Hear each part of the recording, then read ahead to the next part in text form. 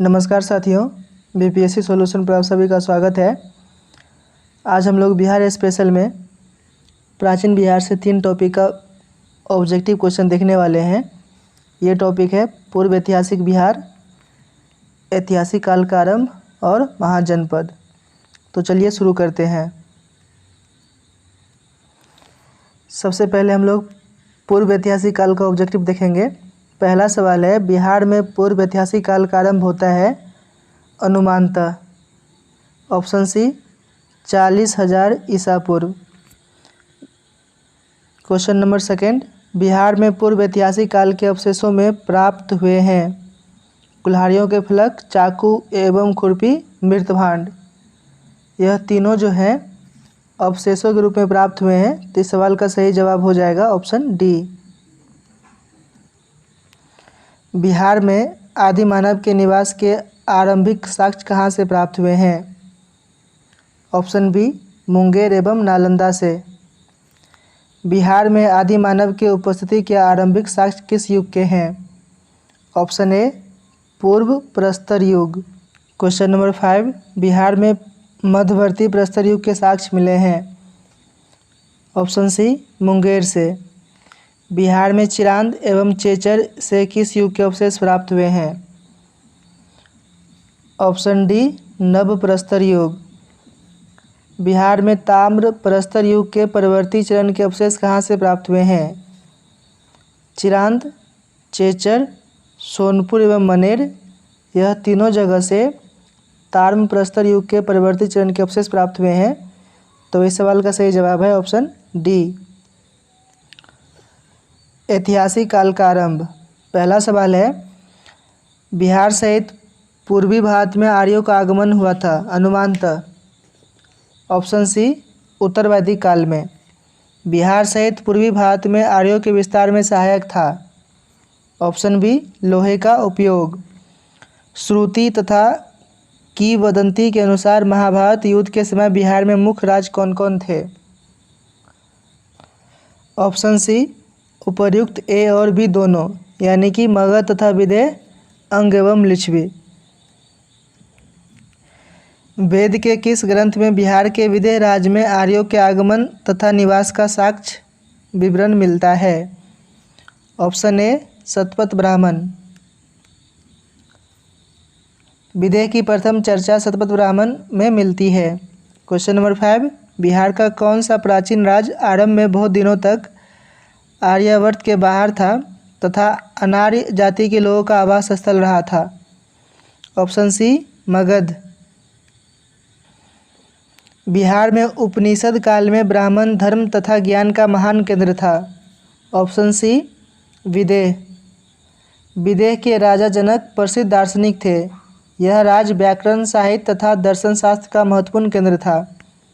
Question number 7, Atharvaveda में ब्रात्य शब्द का प्रयोग किस राज्य के लोगों के लिए किया गया है?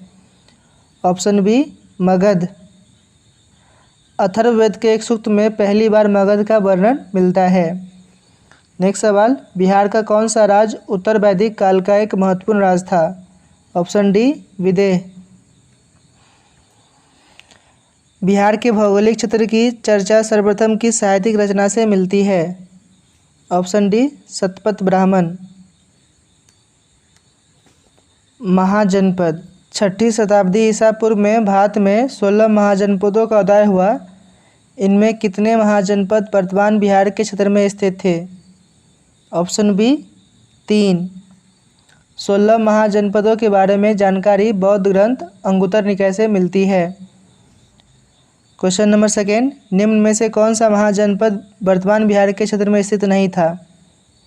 ऑप्शन सी वत्स, यानी कि अंग, बज्जी और मगध, ये तीनों महाजनपद बिहार के क्षेत्र के अंतर्गत स्थित था।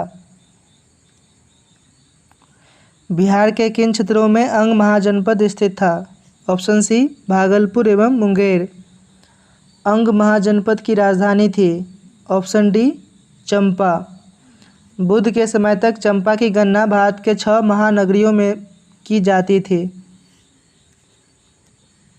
अगला सवाल है, बिहार के पटना तथा गया का जिला किस महाजनपद में सम्मिलित था?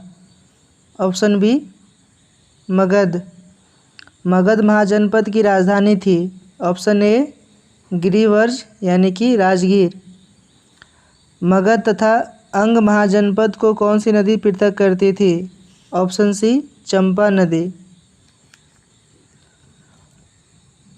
बिहार में स्थित कौन सा महाजनपद 8 राज्यों का एक संघ था? Option B Vajji.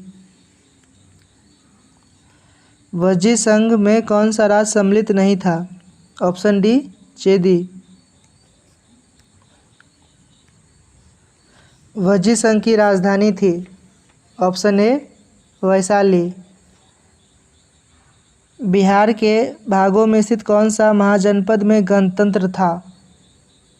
Option B Vajji. ईसा पूर्व 6ठी सदी में विश्व की प्रथम गणतंत्रात्मक व्यवस्था कहाँ थी? Option A Vaishali. मगध की प्रथम राजधानी कौन सी थी? Option C Girivraj Rajgriha. प्राचीन भारत के 16 महाजनपदों में से एक था। ऑप्शन डी अंग। विश्व का पहला गणतंत्र वैशाली में किसके द्वारा स्थापित किया गया? इस सवाल का सही जवाब हो जाएगा ऑप्शन डी लिच्छवियों के द्वारा। आशा करते हैं आप लोगों को वीडियो पसंद आया होगा। आप लोग हमसे टेलीग्राम चैनल पे भी जुड़ सकते हैं। टेलीग्राम चैनल का लिंक डिस्क्रिप्शन में दे दिया गया है। यदि आप लोग इस चैनल पर नए हैं तो चैनल को जरूर सब्सक्राइब कर लीजिए। जय हिंद।